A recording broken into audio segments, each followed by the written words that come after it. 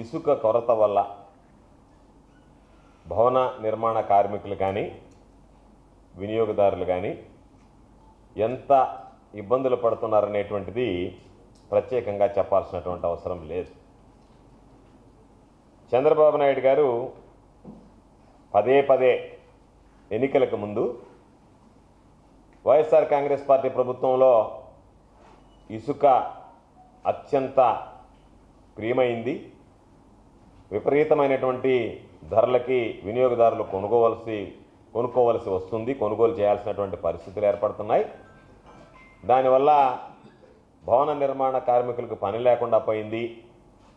అసలు ఆ భవన నిర్మాణాలు అనేటువంటివి ఆగిపోయాయి అని ఊకదంపుడు ఉపన్యాసాలతో తెలుగుదేశం ప్రభుత్వం అధికారంలోకి వస్తే నేను ఉచితంగా ఇసుక అందిస్తానని చెప్పి వాగ్దానం చేయడం జరిగింది. చంద్రబాబు నాయుడు గారు అధికారంలోకి వచ్చిన వెంటనే నేను ఉచిత ఇసుకకు సంబంధించి ఒక పాలసీ తీసుకొస్తా, ఆ పాలసీ ప్రకారం దానికి సంబంధించి ఎక్కడ ఎవరికి ఇబ్బంది లేకుండా అన్ని రకాలైనటువంటి చర్యలు తీసుకోవడం జరుగుతుంది అని చెప్పి పదే పదే తెలియజేయడం జరిగింది. ఈరోజు చంద్రబాబు నాయుడు గారు వచ్చిన తర్వాత ఒక పాలసీ తీసుకొచ్చాడు. జూలై 8వ తేదీ జీఓఎంఎస్ నెంబర్ 43 అని చెప్పి ఓ పాలసీ తీసుకొచ్చాడు. ఆ పాలసీ ప్రకారం ఆయన ప్రియాంబుల్ ఇవ్వడం కానీ, ఆయన మాట్లాడడం కానీ, గత ప్రభుత్వంలో ఎటువంటి అవకతవకలు జరిగాయి, అటువంటి అవకతవకలు ఏది జరగకుండా బ్రహ్మాండంగా వాళ్ళకి సంబంధించి చాలా తక్కువ ధరలకే ఉచితంగా ఓన్లీ ట్రాన్స్పోర్టేషను, లోడింగ్ ఛార్జెస్ మాత్రమే తీసుకొని మీ అందరికీ కూడా నేను ఇసుక ఇస్తానని చెప్పి చెప్పడం జరిగింది. అంటే ఈరోజు ఒక్కసారి చూస్తే గతంలో ఉన్నటువంటి విధానాలని విమర్శించి ఉచితంగా ఇసుక ఇస్తానని పదే పదే వల్లివేసినటువంటి చంద్రబాబు ఈరోజు అధికారంలోకి వచ్చిన తర్వాత ఇసుక పరిస్థితులు ఏ విధంగా ఉన్నాయి, రాష్ట్ర వ్యాప్తంగా ఏ విధంగా ఉన్నాయి, మన జిల్లాకి సంబంధించి ఏ విధంగా ఉన్నాయనేటువంటిది ఒక్కసారి మనందరం కూడా సమీక్షించుకోవాల్సినటువంటి సందర్భం.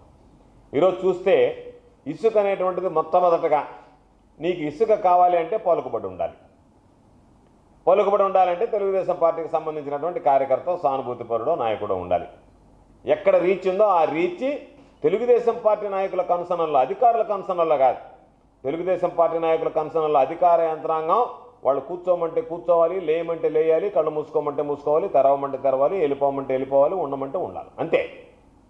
వాళ్ళకి ఏమీ రోలు లేదు, రెస్పాన్సిబిలిటీ లేదు. అంతా తెలుగుదేశం పార్టీకి సంబంధించినటువంటి నాయకుల కన్సర్న్లో.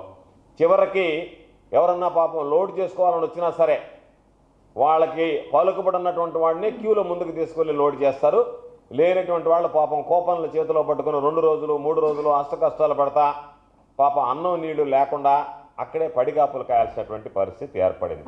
కొన్ని దగ్గరలా కొట్లాటలు కూడా జరుగుతున్నాయి, నాయకుల మధ్య కూడా కొట్లాటలు జరుగుతున్నాయి. తెలుగుదేశం పార్టీకి సంబంధించినటువంటి నాయకుల మధ్య కూడా నాకు పెత్తనం కావాలా, నాకు పెత్తనం కావాలి, ఈ గ్రామాల్లో నువ్వెవరు అని చెప్పి వాళ్ళ మధ్య కొట్లాటలు జరుగుతున్నాయి.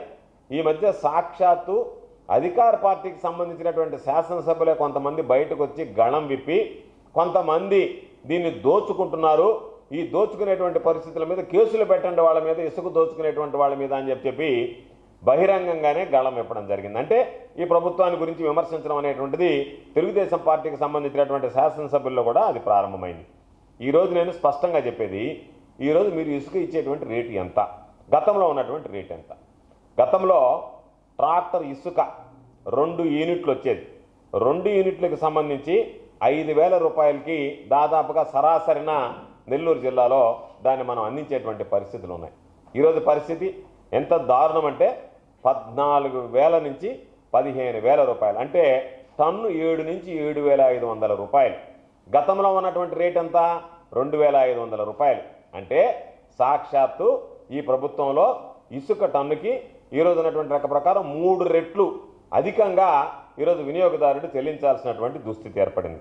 అదే ట్రిప్పర్గానైతే 7 యూనిట్ల ట్రిప్పర్ అయితే గతంలో 16,000 నుంచి మ్యాక్సిమం 17,000కు వచ్చేది. ఈరోజు 30,000 నుంచి 35,000 రూపాయలు. అంటే దాదాపుగా అది కూడా ఈరోజు రెట్టింపు రేటుకి కొనుగోలు చేయాల్సినటువంటి దుస్థితి ఏర్పడింది. కాబట్టి ఇటువంటి పరిస్థితుల్లో దీని ప్రకారం గెలిచారు, టెండర్లు పిలుస్తాం, ఆ టెండర్లకు సంబంధించి డీసిలిటేషన్ ప్రాసెస్ ఏ విధంగా ఉండాలా, రీచ్లు ఏ విధంగా ఉండాలా, వాటికి సంబంధించి హైకోర్టు ఏం తీర్పు ఇచ్చింది, సుప్రీంకోర్టు తీర్పు ఏమి ఇచ్చింది, గ్రీన్ ట్రిబ్యునల్ ఏమి ఇచ్చింది, ఇవన్నీ కూడా దీంట్లో కోట్ చేసి ఇచ్చారు. తీరా చూస్తే నిన్న టెండర్లు పిలిచారు. టెండర్లు దేనికి పిలిచారు? నెల్లూరు జిల్లాకు సంబంధించి ఒక 3 డీసిలిటేషన్ ప్రాసెస్ కింద రిజర్వాయర్లకు పిలిచారు. సంగం బ్యారేజీ, నెల్లూరు బ్యారేజీ, అదేవిధంగా సంగం బ్యారేజీలో 2, సూరాయపాళెం 1, సంగం 1, నెల్లూరు బ్యారేజీకి సంబంధించి పిలిచారు. మంచిదే. పిలిస్తే అక్కడ ఆ టెండర్ల దగ్గర ముందేమో పత్రికల్లో టెండర్ అన్నారు, తర్వాత మీరు చేతికిస్తే సరిపోతుంది అని అన్నారు. వీళ్ళు ఆఫర్ లెటర్లు ఇచ్చారు. ఆఫర్ లెటర్లు ఇచ్చేటప్పుడు ఎన్ని రకాలైనటువంటి గోల్మాలు జరిగాయి అనేటువంటిది ప్రత్యేకంగా చెప్పాల్సినటువంటి అవసరం లేదు. అంటే ఒక పక్క వినియోగదారుడు ఇబ్బంది పడుతుంటే, భవన నిర్మాణ కార్మికులు అలోరామాన అల్లాడుతూ ఉంటే, వాటన్నిటిని పక్కన పెట్టి ఇసుక టెండర్లు ఏ విధంగా దక్కించుకోవాలనేటువంటి దాని మీదనే నేతలు దృష్టి పెట్టడం అనేటువంటిది దుర్మార్గం అని ఈ సందర్భంగా నేను తెలియజేస్తున్నా. దానిలో భాగంగా ఆఫర్ లెటర్లు ఇచ్చారు. మొన్న ఇచ్చారు. ఇచ్చినప్పుడు మేమంతా మంత్రులు, ఎమ్మెల్యేలు చెప్తే వచ్చాం కాబట్టి మీరు ఎవరు పార్టిసిపేట్ చేయడానికి లేదని కొంతమందిని ధరింపారేశారు, కొంతమంది వేలారు. వేసేటప్పుడు మీకున్నటువంటి నియమ నిబంధనలు ఏంటి? ఎక్కడ మీరు నియమ నిబంధనలు అనుసరించారు? ఎక్కడన్నా ఒక్కటైనా సరే ఈరోజు జీవోలో ఉన్నటువంటి జియోఎంఎస్ నెంబర్ 43 ప్రకారం ఎక్కడన్నా మీరు వాటికి సంబంధించినటువంటి నియమ నిబంధనలు పాటించారా? టెండర్లు అన్నారు, టెండర్ లేదు, ఆఫర్ లెటర్లు అన్నారు, ఆఫర్ లెటర్ లేదు, నిన్న అన్నారు, నిన్న వెళ్ళారు. మీరు బోట్స్మెన్ సొసైటీలు ఎందుకు బోట్స్మెన్ సొసైటీల ద్వారా దానికి సంబంధించినటువంటి డీసిల్టింగ్ ప్రాసెస్ చేయమన్నారు? వాళ్ళకు అనుభవం ఉంటుంది కాబట్టి వాళ్ళ ద్వారా చేయమన్నారు. కాగితంలో బ్రహ్మాండంగా ఉంది. మీరు ఇచ్చినటువంటివన్నీ మార్గదర్శకాలు ఎవరన్నా చూస్తే ఏ కోర్టుకి కాగితం తీసుకెళ్ళినా కూడా బ్రహ్మాండమైనటువంటి మార్గదర్శకాలు తయారు చేశారని చెప్పి అంటారు. కానీ తీరా అది కార్యరూపం దాల్చేటప్పటికి రకరకాలైనటువంటి సమస్యలు ఉట్టిపడుతున్నాయి. ఒకటి, మీరు ఎవరినైతే బోట్స్మెన్ కోఆపరేటివ్ సొసైటీ పెట్టుకోమన్నారో నిన్న మొన్న టెండర్లకు ముందు ఈ మధ్య కాలంలో నెల్లూరు జిల్లాకు సంబంధించి కొంతమంది ఆ కోఆపరేటివ్ సొసైటీస్ దగ్గర పోయి రిజిస్టార్ కోఆపరేటివ్ సొసైటీ దగ్గరికి వెళ్ళి అక్కడ రిజిస్టర్ చేసుకున్నారు. చేసుకొని బోట్స్మెన్ కోఆపరేటివ్ సొసైటీ అన్నారు. వాళ్ళందరికీ ఇచ్చేస్తామన్నారు. నిన్న కలెక్టర్ గారు పిలిచారు. జాయింట్ కలెక్టర్ గారితో మీటింగ్ జరిగింది. మీటింగ్ జరిగితే అందరికి ఇస్తామన్నారు. మరి ఏం ఫోన్లు వచ్చాయో మాకు తెలియదు, ఎక్కడి నుంచి ఫోన్లు వచ్చాయో మాకు తెలియదు. వెంటనే నేను వాయిదా పడింది, మరలా ఈరోజు అన్నారు. అంటే మీరు మీ నాయకులకు సంబంధించి దోపిడీకి ఈ ప్రభుత్వం అధికారులు కొమ్ము కాస్తున్నారా? లేదు అంటే నిజంగా ఇసుక అనేటువంటిది పేదవాడికి పాపం ఈరోజు ఇబ్బంది లేకుండా అందించాలనేటువంటి వాడికి మీరు అండదండలు అందిస్తున్నారనేటువంటిది స్పష్టంగా చెప్పాల్సినటువంటి అవసరం ఉంది. ఈరోజు అందుకనే చెప్పాం. ఈరోజు మీరు రకరకాలైనటువంటి మాటలు మాట్లాడుతున్నారు. ఎవడన్నా తెలుగుదేశం పార్టీ వాడు రాత్రి బొగుళ్ళు ఇసుక రీచుల్లో దొంగతనంగా దోపిడీ చేసినా తోలకపోయినా వాళ్ళ మీద కేసులు లేవు. పట్టుకున్న వెంటనే ఎమ్మెల్యేనో మరొక ఆయన ఫోన్ చేసి చెప్తే వదిలేస్తున్నారు.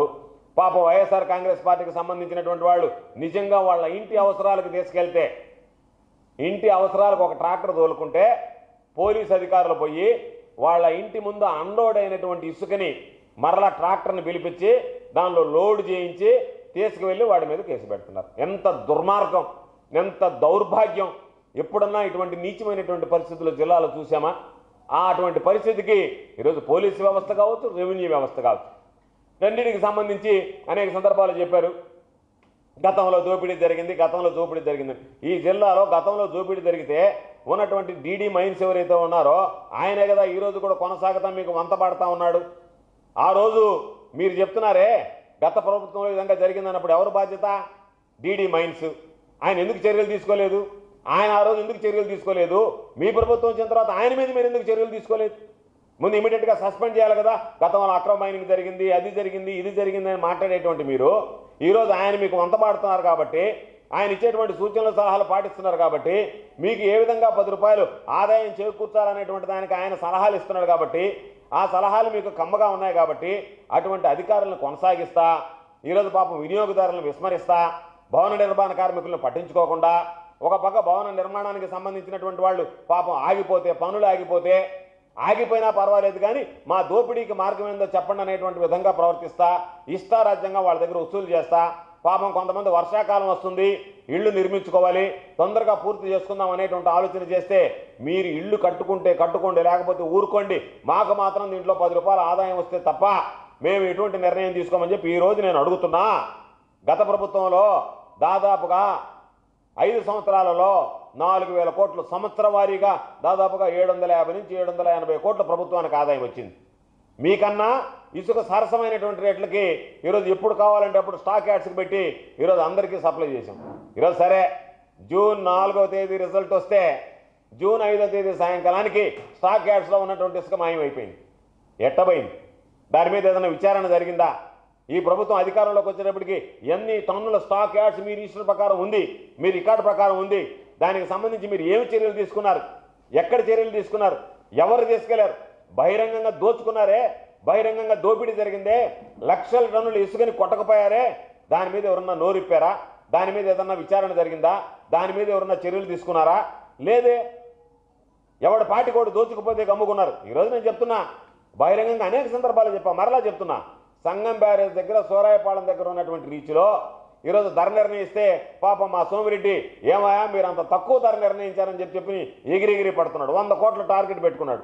ఆ 100 కోట్ల టార్గెట్కి మీరు తగ్గిస్తే 90-95 వస్తే 5 కోట్ల రూపాయలు ఎవరి వాళ్ళు నాకని మాట్లాడుతున్నాడు. కాబట్టి మీరు టార్గెట్లు పెట్టుకొని ఎక్కడో ఒక బోట్స్మెన్ సొసైటీ అని చెప్పి ఒకటి తీసుకొచ్చి దాని ప్రకారం మీదేదో ఒక రీచుల్లో ఇసుక దోసుకువెళ్ళడానికి రకరకాలైనటువంటి కుట్రలు కుతంత్రాలు తప్ప ఈరోజు ఎక్కడ కూడా ఇవి ఆచరణకు సాధ్యమైనటువంటి పరిస్థితులు లేవు. కాబట్టి మీరు ఎన్విరాన్మెంటల్ క్లియరెన్సెస్ తెచ్చుకోండి, తొందరగా రీచ్లు ఓపెన్ చేయండి.